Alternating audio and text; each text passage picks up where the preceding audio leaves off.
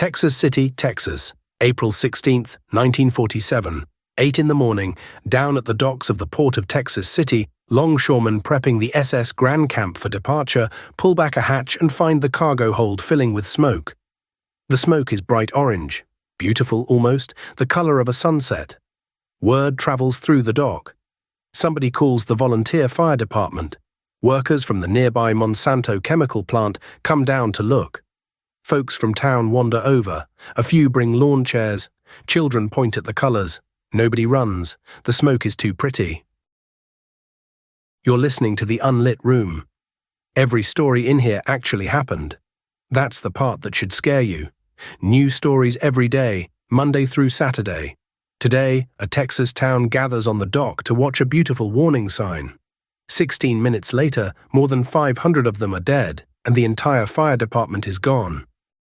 Texas City sits on Galveston Bay, about 40 miles south of Houston. In 1947, it's a working-class port town of around 18,000 people, built around oil refineries, a chemical plant, and the busy industrial docks where ships from all over the world load and unload bulk cargo. The SS Grand Camp is one of those ships, a Liberty-class freighter built during the war, sold to the French, and on this trip carrying cargo bound for Europe. Most of the cargo is fertilizer, 2,300 tons of MOH nitrate fertilizer packed in paper sacks, stacked floor to ceiling in the ship's holds. Ammonium nitrate sounds harmless. It is harmless when it sits in a sack on a farm. But MOH nitrate is also the active ingredient in industrial explosives, the same compound used to bring down buildings and rip apart mountains in mining operations. Concentrated, heated, and confined inside a steel hull, it's a bomb the size of a city block. Nobody on the dock that morning knows this. The shipping manifest just says fertilizer. The fire likely started from a discarded cigarette in the cargo hold sometime before dawn. The ship's crew tried to fight it for an hour with the equipment they had, fire extinguishers, water hoses, but the smoke kept coming. The captain made a decision that on any other ship would have saved them. He ordered the hold sealed and steam pumped in to smother the fire from oxygen.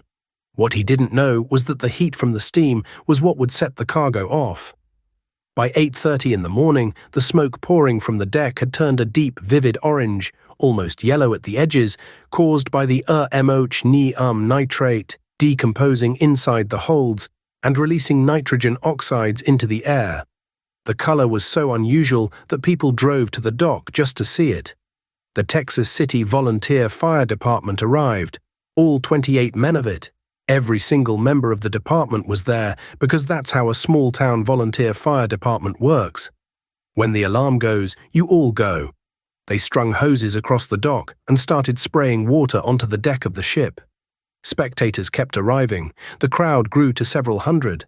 Some had cameras. Children were lifted onto shoulders. The hull of the Grand Camp grew so hot that the water hitting it was instantly boiling off as steam. There's a particular cruelty in a disaster that arrives wearing the clothes of a curiosity. The smoke didn't look like an emergency. It looked like a show. The fire department wasn't yelling at the crowd to get back because the fire department didn't know what was about to happen either. The chemists at Monsanto didn't know. The ship's crew didn't know. The town's mayor, who'd come down to see what the fuss was about, didn't know. 1947 was before the modern hazmat label, before color-coded danger placards on the side of every truck and ship. There was nothing on the Grand Camp telling the people on the dock that they were standing within the fireball radius of a 2,300-ton bomb. Micro Cliffhanger 1. At 9:12 in the morning, the Grand Camp detonated. The blast was, at the time, the largest non-nuclear explosion ever recorded on Earth. The shockwave was felt 150 miles away. In Houston, 40 miles north, windows shattered. 2 small private planes flying overhead were knocked out of the sky and crashed. A 15-foot wave rose out of the harbor and surged inland, sweeping away anything left near the waterline. The ship itself was vaporized, converted to fragments of red-hot steel that rained down across the city for the next several minutes, igniting everything they landed on. The crowd on the dock didn't run. They didn't have time to run. Several hundred people, including every member of the volunteer fire department, every man holding a hose, every man gripping an axe, every man who'd come to help, were killed in the same instant. Their bodies were never recovered. There was nothing left to recover. A Monsanto chemical plant adjacent to the dock was leveled in the same blast, 300 more workers dead inside its walls. Rail cars from the rail yard were tossed like toys. Houses 3 miles inland collapsed. 2,000 buildings across Texas City were destroyed or made uninhabitable. The official death toll would eventually settle at 581, but historians believe the actual count was higher. Many of the dead were itinerant dock workers whose names nobody knew. They were simply gone. In the chaos that followed, the fires, the screaming, the survivors crawling out of collapsed buildings, almost nobody noticed the second ship in the harbor, Micro Cliffhanger 2. The SS High Flyer was also loaded with MOH nitrate. The High Flyer had been moored a few hundred yards from the Grand Camp. It hadn't been on fire that morning, but the explosion had set it ablaze. By afternoon, smoke was pouring from its decks. A new fire crew, brought in from Galveston, from Houston, from neighboring towns, since Texas City no longer had one, recognized the danger and tried to tow the High Flyer out of the harbor. They worked into the night, in the dark, with the city still burning around them. They couldn't get it loose. It was wedged against another ship, the SS Wilson B. Keene, by debris from the first blast. At 1:10 in the morning, on April 17th, 16 hours after the first explosion, the High Flyer detonated. The Wilson B. Keene was obliterated alongside it. A second mushroom cloud lit the dark sky over Texas City. Fires that had finally been brought under control flared up again. Anyone who had been working near the harbor, including some of the rescue crews, was killed in the second blast. When the smoke cleared on the morning of April 17th, search crews moving through the wreckage made a discovery that would become Texas City's only permanent monument. The Grand Camp's main anchor, a single piece of forged steel weighing 1.5 tons, had been thrown by the explosion 1 6/10 of a mile inland from where the ship had been docked. _BREAK _43B7C 0SEVENTEEN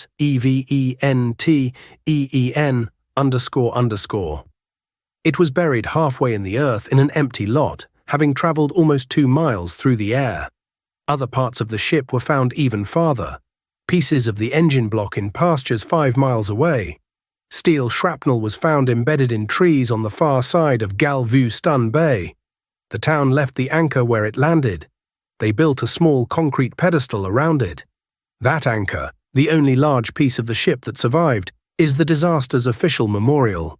It stands today exactly where the explosion left it, 1.5 miles from where the people who came to watch the smoke were standing. In the years that followed, the survivors did what Americans do. They sued. They argued the federal government had been responsible, the MOH nitrate had been manufactured at U.S. government facilities under wartime contracts, packed into the ships under government supervision, and labeled with government-approved manifests that listed only fertilizer. A lawyer named Henry Dale Height became the lead plaintiff in what became, at the time, the largest class action lawsuit ever filed against the United States government. Over 8,500 individual claims consolidated into one case. It went all the way to the Supreme Court. In 1953, the court ruled, __break_ C 0800-3000-381 _ the Federal Tort Claims Act. The law that allowed citizens to sue the federal government contained an exception for what's called the discretionary function, anything the government did as a matter of policy decision. The court ruled that the government's choices about how to label, ship and supervise the manufacture of MOH nitrate were policy decisions. Therefore, not subject to lawsuit. Therefore, the government was not liable. 581 dead, 8,500 claimants, and the final ruling was a single word. __break_ 3 C 09397 _ no. Congress eventually passed a special relief bill. Survivors received small payments. But no court ever held anyone, Not the government, not the manufacturers, not the shipping companies, formally responsible for what happened. What changed after Texas City was the labels. Modern shipping manifests now require precise hazmat classifications. The diamond-shaped placards you see on the side of every chemical truck, orange for explosives, red for flammable, yellow for oxidizer, every one of those came, in some part, from this disaster. The placard system exists because once, in a Texas port town, hundreds of people stood on a dock with lawn chairs and watched what they thought was a beautiful chemistry experiment, and nobody had any way of telling them that it was actually the slow first second of their own deaths. The warning sign was beautiful. That's why no one ran. The most dangerous thing in the world isn't a thing that looks dangerous. It's a thing that looks like a show. If this one kept you up tonight, good. New stories every day, Monday through Saturday. Subscribe so the next one finds you too. Follow the Unlit Room wherever you listen. Tell a friend, but maybe don't tell them it's all real until after they've finished. Full story on the main channel. Follow if you're wide awake. That was the Unlit Room. See you in the dark.